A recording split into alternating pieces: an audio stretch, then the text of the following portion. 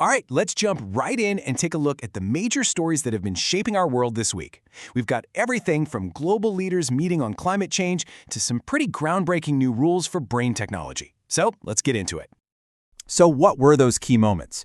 Well, we saw some huge global meetings on climate and technology. We felt the very real impact of some powerful environmental events.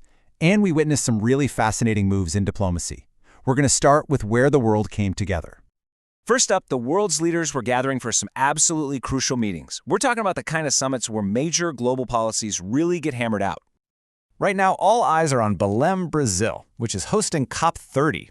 This is the United Nations Climate Change Conference, where world leaders are debating the policies that are going to define our collective fight against climate change. It is, for sure, the most significant global summit on the issue. Meanwhile, over in Nairobi, another critical environmental meeting is going on. This one is for the Montreal Protocol. You might remember that's the landmark treaty from 1987 dedicated to protecting our ozone layer. So delegates are there reviewing the progress and making sure everyone's on track with their commitments. Now for a big shift into technology. To really get this next piece of news, we have to talk about neurotechnology.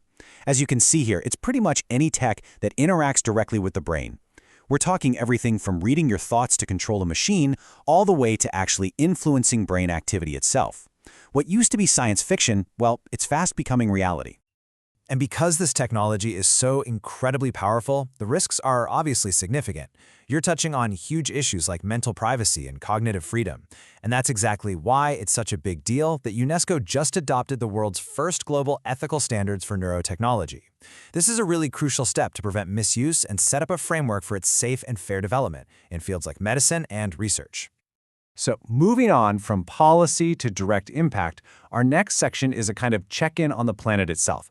We're going to cover both the latest risks and actually some genuinely positive developments. The German Watch think tank has just released its latest Global Climate Risk Index. What it does is analyze 30 years of data to rank countries by how vulnerable they are to climate disasters. As you can see here, India is ranked 9th. Now, this is actually a slight improvement. It's down from 8th place last year, which suggests a small but positive reduction in its long-term risk. From long-term data to immediate raw power. A super typhoon named Fangvong just slammed into the Western Pacific, and this number, 185 kilometers per hour, that really captures its sheer force as it hit land.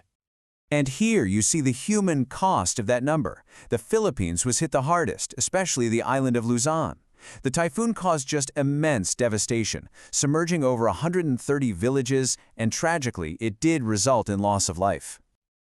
But, there was some good news too. India's Kaziranga National Park has just been given a good rating by the IUCN, and this is a huge deal. It's the only natural World Heritage Site in the entire country to get this top rating. It means its conservation efforts are considered excellent and its ecological health is really strong. Okay, now let's pivot to the world of international relations, where this week saw some historic diplomatic moves and some pretty key strategic alerts. This was a genuinely historic moment. The Indian president, Draupadi Murmu, visited Angola for its 50th Independence Day celebrations.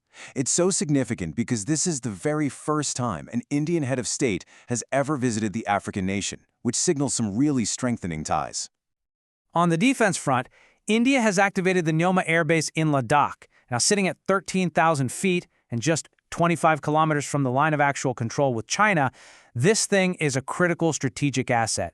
It allows for incredibly rapid deployment and surveillance in a highly sensitive region. Cooperation was definitely a key theme in military exercises this week. As you can see, we had Mitra Shakti between India and Sri Lanka, the massive Malabar exercise involving the Quad nations, that's the US, Japan, Australia, and India, of course, and Vinbax between India and Vietnam. Every one of these drills is designed to build coordination and strengthen those strategic partnerships in the region. All right, let's shift gears and celebrate some of the incredible achievements in culture and literature that made headlines this week. It's always great to have some good news. It was a huge week for the literary world with the Booker Prizes. Now, just to clarify, the main Booker Prize is for a novel that was originally written in English, and that was won by the Hungarian-British author David Szalay. Then you have the International Booker, which is for a translated work, and that went to Indian author Banu Mustak for her Kannada novel Heartlamp. Just two massive honors. And how about this for some exciting city news? Mumbai has been named Asia's happiest city for 2025 by Time Out City Life Index. It actually beat out major hubs like Beijing and Shanghai to claim that top spot. What a fantastic achievement for the city. This quote perfectly captures the spirit of another major award this week. The Dayton Literary Peace Prize recognizes how powerful literature can be in fostering peace, and this year's Lifetime Achievement Award went to the brilliant Indian origin author Salman Rushdie. And for our final section, we'll turn to the faces in the news, the key people who are really in the spotlight this week, from new leaders taking charge to some poignant farewells.